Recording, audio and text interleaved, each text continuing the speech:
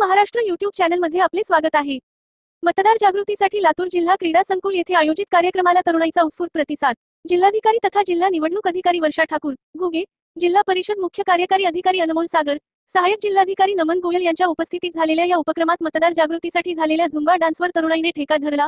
लोकशाहीच्या सणामध्ये सहभागी होत तरुणाईने 7 मे रोजी उत्साहाने मतदान करून आपली लोकशाही बळकट करावी, असे आवाहन जिल्हाधिकारी वर्षा ठाकूर घुगे यांनी केले।